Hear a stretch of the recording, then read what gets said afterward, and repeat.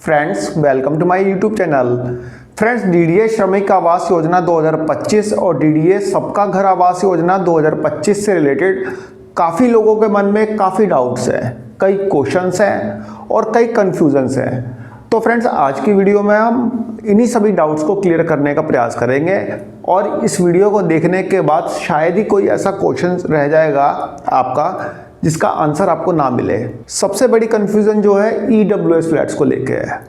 Friends यहाँ पे DDA ने EWS flats DDA Shramik Awas योजना 2025 और डीडीए सबका घर आवास योजना 2025 दोनों में निकाले हैं। दोनों में आपके ईडब्ल्यूएस फ्लैट्स हैं। जो 700 फ्लैट्स जो रखे हैं डीडीए ने श्रमिकों के लिए जिनके पास दिल्ली का लेबर कार्ड होना चाहिए, उनके लिए भी जो फ्लैट्स वो रखे हैं वो ईडब्ल्यूएस कैटेगरी के हैं। और दूसरा सबका घर आवास योजना में भी कुछ फ्लैट्स रखे हैं जो कि ईडब्ल्यूएस कैटेगरी के हैं। तो फ्रेंड्स यहाँ पे ईडब्ल्यूएस से मतलब क्या है? बहुत लोगों के मन में ये कन्फ्यूज़न है कि भाई मैं तो एससी कैटेगरी से हूँ, मैं एसटी हूँ, मैं ओबीसी हूँ, क्या मैं ईडब्ल्यूएस फ्लैट्स के लिए एप्लीकेबल हूँ? क्या मैं ईडब्ल्यूएस फ्लैट के लिए अप्लाई कर सकता हूँ? तो फ्रेंड्स आप यहाँ पे एक बार बहुत ही ध्यान से समझ लीजिए। फ्रेंड्स यहाँ पे फ्लैट्स की कैटेगरी जो है ईडब्ल्यूएस है, ना कि किसी इंडिविजुअल की कैटेगरी यहाँ पे ईडब्ल्यूएस है। तो यहाँ पे ईडब्ल्यूएस में चाहे वो एससी हो, एसटी हो, ओबीसी हो, फिजिकल हैंडीकैप हो, सब अप्लाई कर सकते हैं। यहाँ पे ईडब्ल्यूएस का जो क्राइटेरिया रखा गया है वो क्राइटेरिया बेस्ड है इनकम पे, आपकी फैमिली इनकम पे।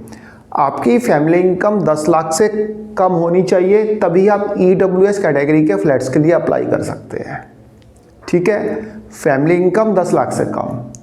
तो फैमिली इनकम 10 लाख से कम में फैमिली कौन? यदि आप शादीशुदा हैं, यदि आप शादीशुदा हैं तो आपकी और आपकी वाइफ की इनकम क्लब कर दी जाएगी और टोटल इनकम देखा जाएगा। जैसे कि आपकी इनकम सपोज डेट 6 लाख है, आपकी वाइफ की इनकम 3 लाख है, मतलब 1 साल की, तो टोटल 9 लाख रुपए हुआ, यानी कि 10 लाख से कम है। तो आप एलिजिबल हैं इस स्कीम में ईडब्ल्यूएस फ्लैट्स बुक करने के लिए। तो ये तो हो गया इनकम का क्राइटेरिया 10 लाख रुपए। फ्रेंड्स दूसरी चीज़, यदि आप शादीशुदा नहीं है तो ऐसे में आपकी फैमिली इनकम क्या होगी? तो फ्रेंड्स ऐसे में आपकी फैमिली इनकम होगी आपकी इनकम और आपके पेरेंट्स की इनकम, दोनों की इनकम मिला के यदि 10 लाख से एक्सेस है तो आप यहाँ पे ईडब्ल्यूएस फ्लैट के लिए अप्लाई नहीं कर सकते। ठीक है फ्रेंड्स, तो इनकम फैमिली इनकम यहाँ पे देखी जाएगी और 10 लाख से कम होनी चाहिए, तभी आप ईडब्ल्यूएस फ्लैट्स के लिए एलिजिबल रहेंगे। दूसरा, ऐसा नहीं है कि हर कोई ईडब्ल्यूएस फ्लैट के लिए एलिजिबल है। फ्रेंड जैसा कि मैंने आपको पहले भी बताया था कि ये स्कीम 25% डिस्काउंट पे डीडीए ने निकाली है। तो यहाँ पे कुछ स्पेसिफिक कैटेगरी को ही इस डिस्काउंट का लाभ मिलेगा और कुछ स्पेसिफिक कैटेगरी ही इस डिस्काउंट का लाभ ले सकती है। फ्रेंड्स उस स्पेसिफिक कैटेगरी में कोई भी लेडी हो, चाहे वो एससी कैटेगरी की हो, एसटी कैटेगरी की हो, जनरल कैटेगरी की हो, ओबीसी कैटेगरी की हो, किसी भी कैटेगरी की हो लेडी, वह इस स्कीम में पार्टिसिपेट करने के लिए एलिजिबल है।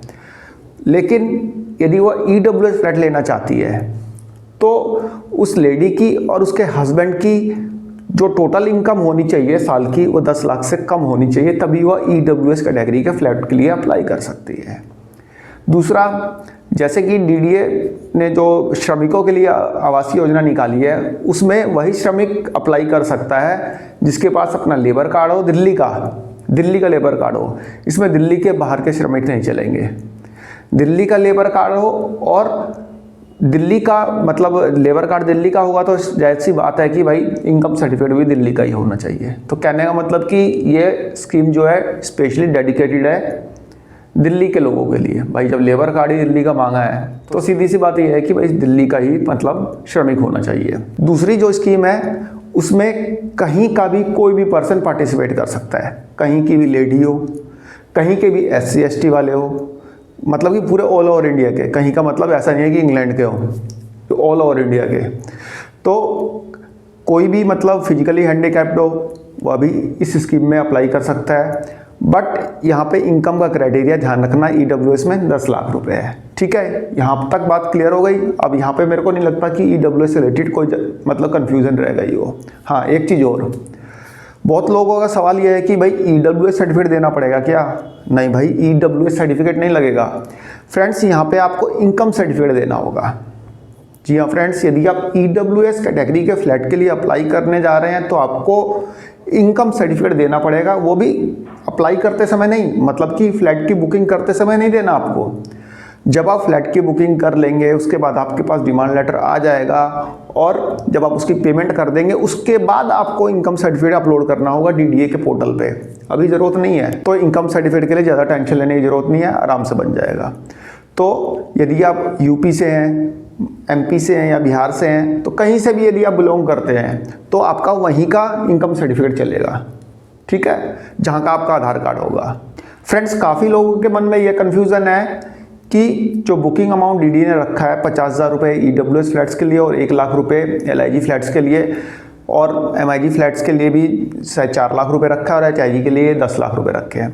तो क्या ये जो अमाउंट DDA ने रखा है, यदि हमारा फ्लैट बुक नहीं हुआ तो क्या ये रिफ़ंड मिलेगा? क्योंकि DDA का जो सर्कुलर है उसमें तो नॉन रिफंडेबल लिखा है।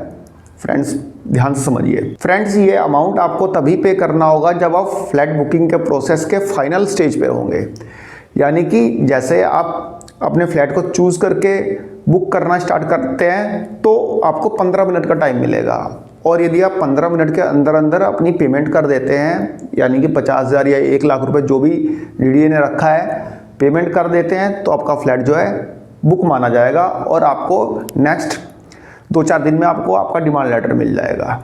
लेकिन यदि आपका फ्लैट बुक नहीं होता है तो आपको 50,000 रुपये लगेंगे ही नहीं। लेकिन बाय द वे आपका जो अकाउंट जो है डेबिट हो जाता है, बट DDA के पोर्टल पे आपका पेमेंट फेल दिखाता है, तो आपको 50,000 रुपये का रिफंड मिल जाएगा।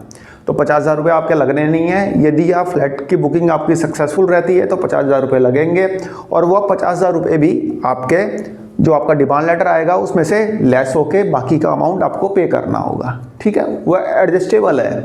लेकिन यदि आपने फ्लैट बुक कर लिया और आप बाद में सोच रहे हैं कि भाई यार मेरे को तो पैसे नहीं है, मैं बाकी के पैसे कहाँ से दूंगा, तो वो 50,000 रुपये DDA फॉरफिट कर लेगा, वो नॉन रिफंडेबल है, DDA नहीं देगा, वो ध्यान रखना, ठीक है। और या फिर आप सोचते हैं यार गलत फ्लैट ले लिया, इसको तो सरेंडर ही कर देता हूँ, सरेंडर करो, कैंसिल करो, कुछ भी करो, DDA वो पैसा आपको नहीं देगा, ठीक है। तो 50,000 रुपये जो है आपके नॉन रिफंडेबल होंगे यदि आप फ्लैट कैंसिल करते हैं, सरेंडर करते हैं या पेमेंट बाकी की नहीं करते हैं तो, ठीक है। अब बात आती है कि भाई आपको पेमेंट करने के लिए कितना टाइम मिलेगा। फ्रेंड्स, फ्लैट बुक करने के बाद जो आपका डिमांड लेटर आएगा, डिमांड लेटर से आपको 60 दिन का टाइम मिलेगा DDA को पेमेंट करने के लिए, और DDA को आपको 1 शॉट पेमेंट करनी होगी। 1 शॉट से मेरा मतलब है चाहे आप लोन करा के दें, चाहे अपने जेब से दें, आपको DDA को पेमेंट करनी होगी। DDA आपको किस्तों पे नहीं देने जा रहा। कहीं आप सोचें कि फ्लैट आपको किस्तों पे दे देगा, इंस्टॉलमेंट में दे देगा, तो ऐसा नहीं है। जो इंस्टॉलमेंट है वो फिजिकली हैंडीकैप्ड के लिए है, हायर परचेज मेथड है, मतलब उसमें DDA के ब्रोशर में दिया हुआ है, देख भी सकते हैं। लेकिन उस पर भी DDA आपको मतलब आपसे इंटरेस्ट चार्ज करेगा, जो भी दिव्यांगजन है उनसे भी इंटरेस्ट चार्ज करेगा 11% पर एन्यूम का, ठीक है। यदि आप बैंक से लोन कराते हैं तो वो तो सस्ता ही पड़ेगा, बट DDA आपसे 11% लेगा।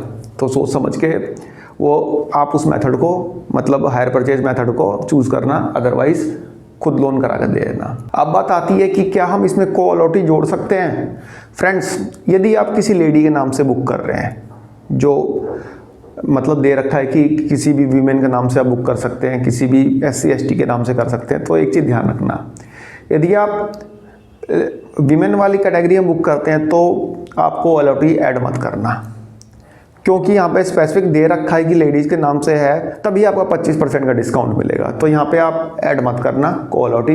लेकिन यदि आप SC ST के नाम से कर रहे हैं, बेशक वो लेडी हो, तब आप वहाँ पे ऐड कर देना। लेकिन यदि आप सिर्फ लेडी के नाम से बुक कर रहे हैं और आप जनरल कैटेगरी से हैं, तो आप को अलॉटी ऐड मत करना। ये सलाह है, क्या पता किस स्टेज पे DDA क्या रूल चेंज कर दे। तो जो इन्होंने जो सर्कुलर निकाला उसमें क्लियर लिख रखा है कि लेडी के नाम से। लेकिन यदि आप को अलॉटी ऐड करते हैं तो वहाँ पे कोई मेल को आप लाते हैं तो मेल को मत लाना, मतलब कि यदि वाइफ ने फ्लैट बुक किया है तो हस्बैंड को अलॉटी मत बनाना, ये आप थोड़ा ध्यान रखना। और फ्रेंड्स, 1-2 चीज़ें और ध्यान रखना। जब आपकी बुकिंग स्टार्ट होगी 11 बजे से 15 तारीख से, तो आप 10 मिनट पहले डीडीए के पोर्टल में लॉगिन कर लेना, क्योंकि 11 बजे यदि आप सोचेंगे ना कि लॉगिन कर लूँ तो नहीं हो पाएगा। डीडीए का पोर्टल ऐसे ही है, चलता ही नहीं है, लॉगिन नहीं कर पाएंगे आप। तो 10 मिनट पहले लॉगिन कर लेना। दूसरा, जो आप बुकिंग अमाउंट पे करेंगे वो अपने सेविंग अकाउंट से करना, ठीक है, सेविंग अकाउंट से करना।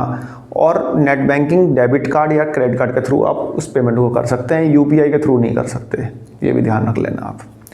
ये भी ध्यान रखना कि आपके बैंक की ट्रांजैक्शन जो लिमिट है वो 50,000 है, 1 लाख, या जो भी अमाउंट आपको पे करना है डीडीए को एज ए बुकिंग अमाउंट, उतनी आपकी ट्रांजैक्शन लिमिट हो, ठीक है। दूसरा, जब आप बुकिंग करने बैठेंगे तो अपने सिस्टम में एक अपनी फ़ोटो डाल के रखना, यानी जिसके नाम से फ्लाइट बुक करने जा रहे हैं उसकी फ़ोटो होनी चाहिए, सिग्नेचर स्कैन करके रखेंगे। तीसरा, अपनी मतलब बैंक की डिटेल सामने रखेंगे, सेविंग अकाउंट की, ठीक है, क्योंकि आपको वहाँ पे फिल करना पड़ेगा। तो ये सब चीज़ें वहाँ पे आप संभाल के मतलब पहले से ही प्रिपेयर करके रखना। बहुत से लोगों का क्वेश्चन ये है कि फ्लैट की बुकिंग जो हम कराएंगे हमें कैसे पता चलेगा कि कौन सा फ्लोर का कौन सा फ्लैट खाली है। फ्रेंड्स, मैंने बुकिंग का प्रोसेस पूरा समझा रखा है, आपको वहाँ पता चल जाएगा कौन से फ्लोर का कौन सा फ्लैट है, सब आपको समझ में आ जाएगा। एक बार आप देख लेना, लिंक डिस्क्रिप्शन बॉक्स में दे दूंगा, आप समझ लेना, उसमें आपको क्लियर हो जाएगा। फ्रेंड्स, यहाँ पे एक इशू और आएगा आपके सामने, मैं आपको पहले बता देता हूँ।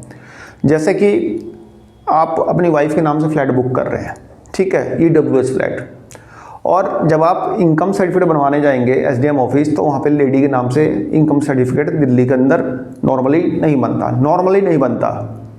अदरवाइज जो एसडीएम के पास स्पेशल अप्रोच लगानी पड़ती है, या फिर एजेंट के थ्रू आप देखेंगे तो शायद बन जाए। अदरवाइज दिल्ली में लेडी के नाम से इनकम सर्टिफिकेट नहीं बनता। तो ऐसे में उसके हस्बैंड का इनकम सर्टिफिकेट बनेगा, उसमें लेडी का नाम जुड़ जाएगा, ठीक है। हस्बैंड का इनकम सर्टिफिकेट बनेगा, उसमें उसकी वाइफ का नाम जुड़ जाएगा, और इनकम सर्टिफिकेट आप बनवा के आप अपलोड कर सकते हैं, ठीक है। दिल्ली में फीमेल के नाम से इनकम सर्टिफिकेट नहीं बनता, आप पता कर लेना बेशक किसी भी एसडीएम ऑफिस में।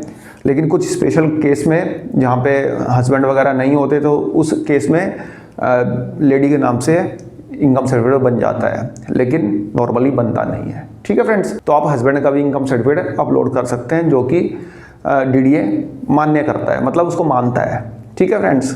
तो फ्रेंड्स, एक छोटी सी इंफॉर्मेशन थी, आई होप आपको पसंद आई होगी। धन्यवाद, नमस्कार।